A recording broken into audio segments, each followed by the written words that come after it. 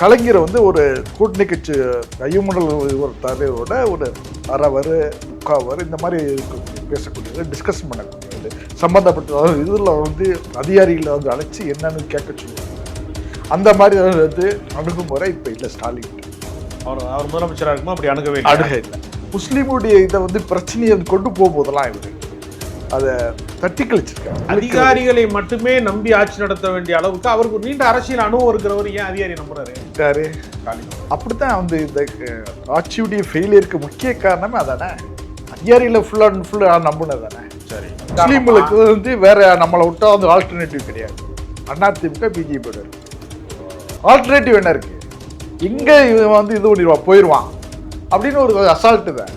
என்ன விட்டா உனக்கு கதி கிடையாது, கதி கிடையாதுங்கிற மாதிரி ஒரு அசால்ட்ல தான் இந்த மாதிரி ஒரு சூழல் இல்ல. இப்ப கேளுங்க, ஒரு தேர்தலில் தோற்றுச்சுங்கிறதுனாலயே அது பின்னடைவுக்கு போயிடுச்சுன்னு எப்படி எல்லாரும் நம்புறாங்க? இல்ல சார், இந்த கட்சி கூட்டணி கட்சிகளே இல்லையா கூட சிறுபான்மையினர்கள் இது ஆக்சுவலா ரொம்ப சந்தோஷமா இருக்கு. பல முஸ்லீம் லீக்கு வந்து அது நல்லா இது பண்ணிருக்கு, விழிப்புணர்வு பெற்றிருக்கு, வளர்ச்சி அடையும் செல்வாக்கு மிக்க அமைப்பா வந்து முஸ்லீம்கள் மத்தியில் மாறும். பிஜேபி இல்லாமல் இப்போ வந்து இந்தியா இல்லை, ஆட்சி அதிகாரத்தில் மத்தியில் வந்து பிஜேபி. அதை வந்து சில இது அரசுடன் சில உடன்படிக்கை பண்ணி தான் ஆட்சி அமைக்க முடியும், ஆட்சியை வந்து செலுத்த முடியும்.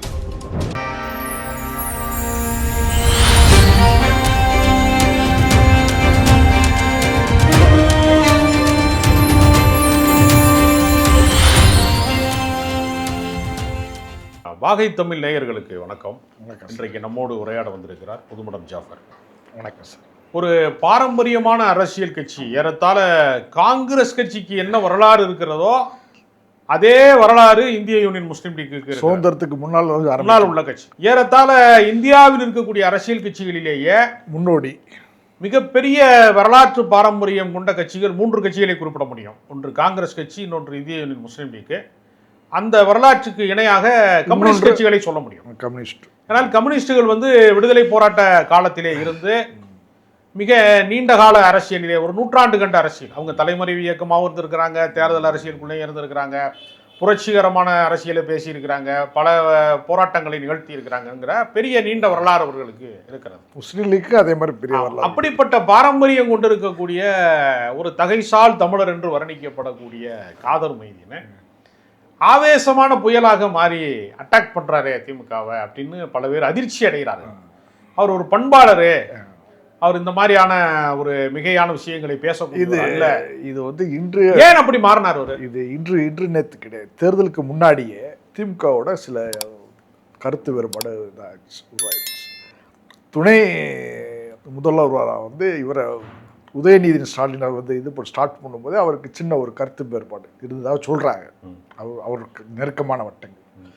அப்புறம் வந்து இவருடைய சமுதாயம் சார்ந்த இந்த கோரிக்கைகளை கொண்டு போய் சிஎம்கிட்ட பேசும்போது அது சரியான வந்து அணுகுமுறை இல்லை. அதிகாரிகளை வச்சு இது டீல் பண்ண வந்து சொல்கிறது, முன்னுக்கு பின்ன மரணா சொல்கிறது, தட்டி கழிக்கிறது, அதை வந்து மேக்சிமம் அவாய்ட் பண்ணுறது, இதெல்லாம் வந்து கலைஞருடைய இதில் பீரியடில் இல்லை.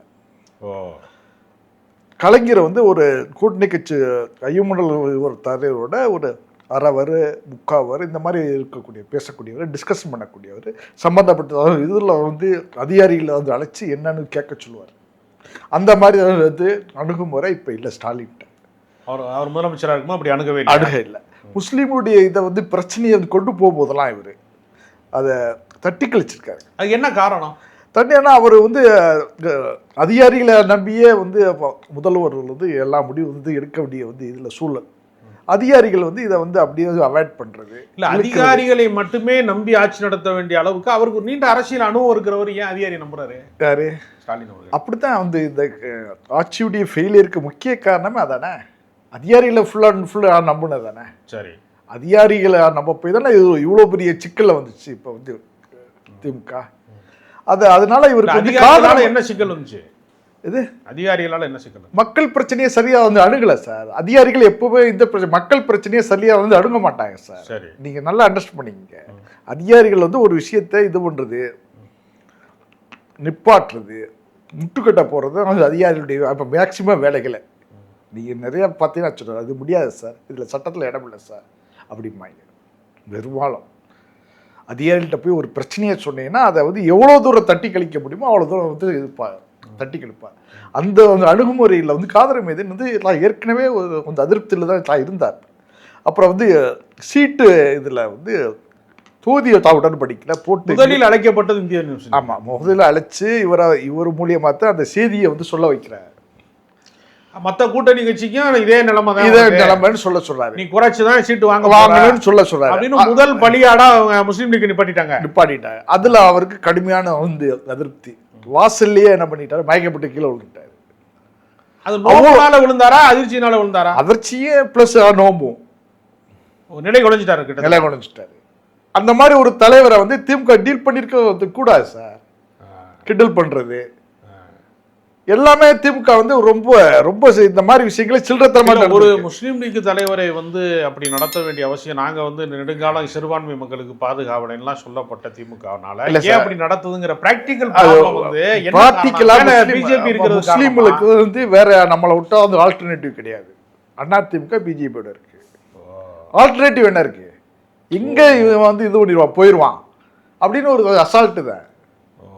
என்ன விட்டா அவனுக்கு கதி கிடையாது, கதி கிடையாதுங்கிற மாதிரி ஒரு அசால்ட்ல தான் இந்த மாதிரி ஒரு சூழல், ஒரு அலட்சியமான அந்த சின்ன ஆட்களை வச்சு இது டீல் பண்ண சொல்றது, இந்த மாதிரிலாம் விஷயங்கள் அவர் வந்து ரொம்ப அளவில் அந்த பாதிக்கப்பட்டிருக்கு.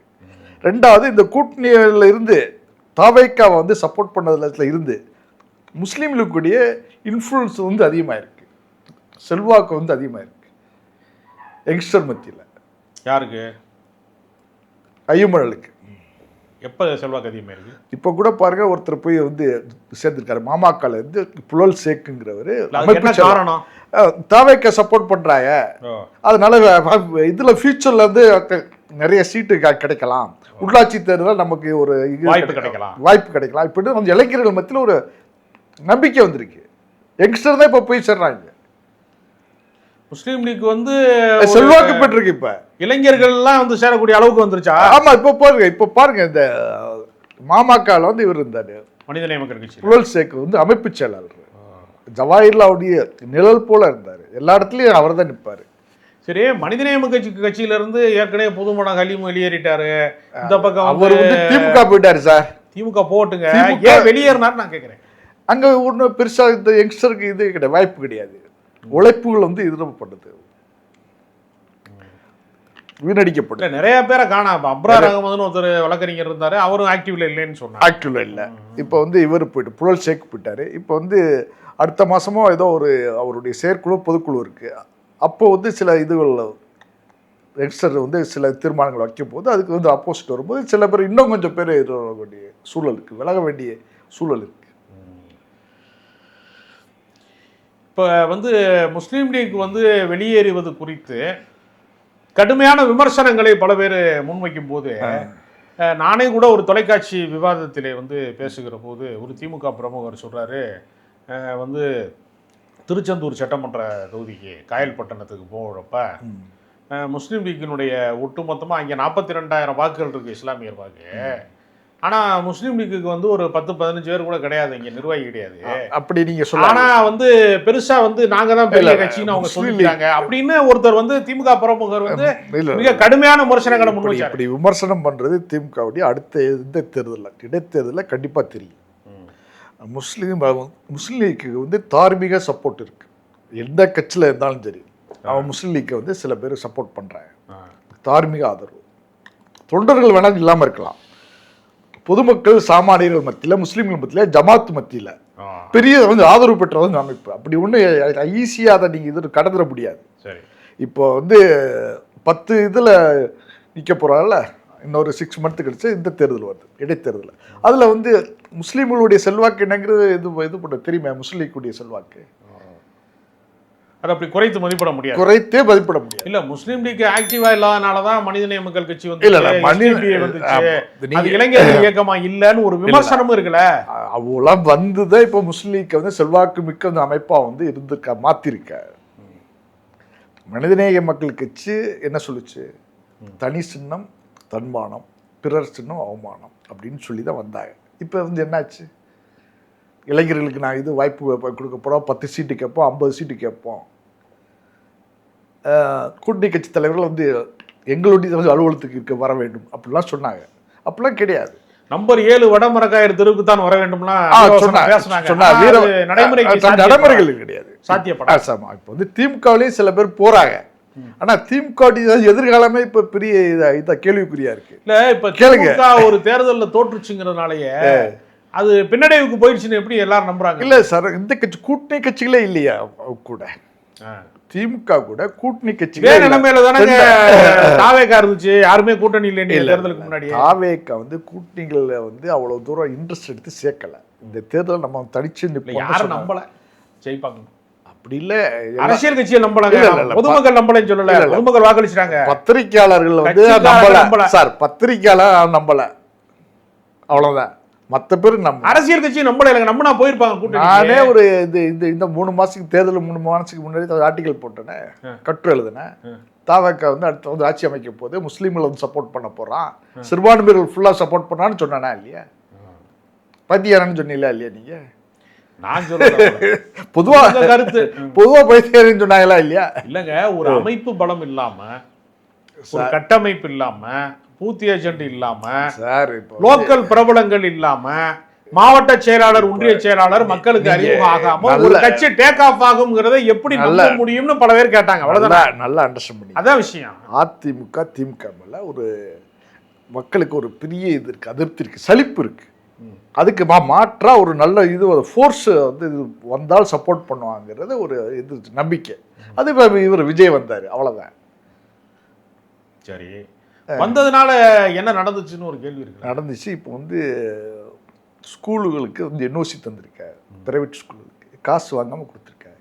கிட்டத்தட்ட 500 கோடி வந்து திமுகவாக இருந்தாலும் சரி, அண்ணா திமுக இருந்தாலும் சரி, இது பண்ணி வசூல் பண்ணியிருக்கோம். அது வந்து செய்யலையே. நீங்க வந்து இப்படி சில மட்டும் சட்டப்பேரவை பார்ட்டி ஃபண்ட் வாங்கல, நாங்கன்னு இல்லை, பார்ட்டி ஃபண்ட் வாங்குவாப்புல, அமைச்சருக்கு டெய்லி இவ்வளோன்னு சொல்லுவாங்க. அந்த மாதிரி எந்த ஃபிக்ஸும் கிடையாது. பத்திரப்பதிவு துறைன்னு வச்சுங்க, அதில் தான் ஊழல்ங்கிறது ரொம்ப அதிகமான ஊழல். அந்த இந்த துறை பதிவுத்துறை வந்து இது சொல்லிடுறாரு, அமைச்சர் சொல்கிறாரு, பர் டே வந்து எனக்கு இந்த கோடி வரணும், 10 கோடி வரணும், 5 கோடி வரணும். அப்போ என்ன பண்ணுவாங்க, கீழே உள்ளவன் என்ன பண்ணுவான், இன்னொரு இந்த கோடி 10 கோடி சேர்த்து வந்து இதெல்லாம் இதை கலெக்ஷன் பண்ணிட்டு இவருக்கு வந்து அமைச்சருக்கு இது 10 கோடி கொடுப்பான். அந்த மாதிரி ஒரு சூழல் இல்லையே, நல்லா தானே ஓடிட்டு இருக்கு. சட்ட ஒழுங்கு ஒன்று தான் இந்த ஆட்சியில், சட்ட ஒழுங்கு போக சரியாயிடும் சார். அதுக்கான இதில் ஸ்டெப்புகளை எடுத்துக்கிட்டு இருக்கா, சிங்க பெண்மணின்னு சொல்லி இது பண்ணிட்டு இருக்கா. எல்லாமே 1 by 1 தானே செய்ய முடியும். உடம்பு சரியில்லை உடனே எல்லாமே சரி பண்ண முடியுமா? ஸ்டெப் பை ஸ்டெப்பாக சரி பண்ண முடியும், அவ்வளோதான். ஆட்சியில பெரிய அளவுல இது ஊழல். இந்த ஆட்சியில வந்து தாவேகாவுடைய இந்த ஆட்சியில வந்து தலித் மக்கள், ஒடுக்கப்பட்ட தலித் மக்கள், பட்டியலின மக்களும் இஸ்லாமியர்களுக்கும் வந்து அதிகாரத்திலே பங்கேற்பு தந்தது அப்படிங்கிற ஒரு இடம் இருக்கு இல்லையா? மிகப்பெரிய ஒரு தற்காலிகமான ஏற்பாடா? இல்ல, இது இந்த பின்னணி தொடருமா? இந்த பின்னணி வந்து கடைசி வரைக்கும் தொடரும். காரணம் என்ன தெரியுமா, ஒரு விஷயம் முன்னுக்கு முன்னாடி செஞ்சுட்டாப்னா அதை வந்து திரும்ப இது இப்போ ரிவைஸ் பண்ணுறங்கிறது சரியாக இது பண்ண முடியாது. அது கண்டிப்பாக தொடரும். சிறுபான்மையினர்கள் இந்த ஆட்சியில் ரொம்ப சந்தோஷமாக இருக்கிறாங்க. பல முஸ்லீம் லீக்கு வந்து அது நல்லா இது பண்ணியிருக்கு, விழிப்புணர்வு பெற்றிருக்கு, வளர்ச்சி அடையும், செல்வாக்கு மிக்க அமைப்பாக வந்து முஸ்லீம்கள் மத்தியில் மாறும். ஃபியூச்சரில் முஸ்லீம் லீக்குடைய தயவுதெல்லாம் இனிமேல் அடுத்த இதுகளில் வந்து அமையுங்கன்னு சில பேர் சொல்கிறாங்க, ஆட்சிகள் அமைன்னு சொல்கிறாங்க. அந்த அடிப்படையில் சரியாக தான் வரும். இல்லை, பாஜகவோடு சமரசம் செய்ய வேண்டிய கட்டாயம் வந்துடும் ஒரு கட்டத்துக்கு மேலே அப்படிங்கிற மாதிரியான ஒரு கருத்தும் நிலவுதே பல பேர். இதே பூச்சாண்டி பிடிக்காது பிஜேபி மைனாரிட்டிஸ் வந்து ரொம்ப அச்சுறுத்தாது. பிஜேபி இல்லாமல் இப்போ வந்து இந்தியா இல்லை. ஆட்சி அதிகாரத்தில் மத்தியில் வந்து பிஜேபி இருக்குது. அதை வந்து சில இது அரசுடன் சில உடன்படிக்கை பண்ணி தான் ஆட்சி அமைக்க முடியும், ஆட்சி வந்து செலுத்த முடியும், நன்றாக செலுத்த முடியும். அப்படிங்கும்போது நீங்கள் என்ன திரும்ப திரும்ப பிஜேபின்னு சொன்னால் என்ன அர்த்தம்? திமுகவோட வந்து அண்டர்ஸ்டாண்டிங் இல்லையா? ஃபண்டு இப்போ இது ஜிஎஸ்டி ஃபண்டு அவரை தான் கொடுக்கணும், மத்தியில் தான் தரணும். அப்போ போய் இது சொல்லணுமா இல்லையா, கேட்கணுமா இல்லையா, பேசணுமா இல்லையா? மத்திய அரசு திட்டத்தை இங்கே வந்து அமுல்படுத்தணுமா இல்லையா? அப்போ வந்து மத்திய அரசிட எந்த இது உறவும் இல்லை, நட்பும் இல்லைன்னா எப்படி சொல்ல முடியும்? தேவைக்கான வந்து உறவுகள் வச்சு தான் ஆகணும். அதே சமயத்துல மாநில சுயாட்சி மொழி கோட்பாடு அதுல எந்த மாற்றம் இல்லையா? எந்த காம்ப்ரமைஸ் இல்லாம கொண்டு போயிருவாங்களா? கொண்டு போவா, கண்டிப்பா கொண்டு போவா. திமுகவோட 100% கொண்டு போவாங்க. திமுகவோட கொண்டு போவதுக்கு முக்கிய காரணம் அவங்கள மேல, திமுக மேல உள்ள பழைய குற்றச்சாட்டுகள் இருக்கு. ஊழல் வழக்குகள் இல்லை இடி இந்த மாதிரி விஷயங்கள் வந்து தாவேக்காக்கு இல்லை. ஊழல் குற்றச்சாட்டு, அமைச்சராக இருந்த குற்றச்சாட்டு எதுவுமே இல்லையே. அதனால இதை வந்து ஸ்மூத்தாக கொண்டு போவாங்க. வெயிட் பண்ணி தான் பார்க்கணும். நன்றி. நன்றி.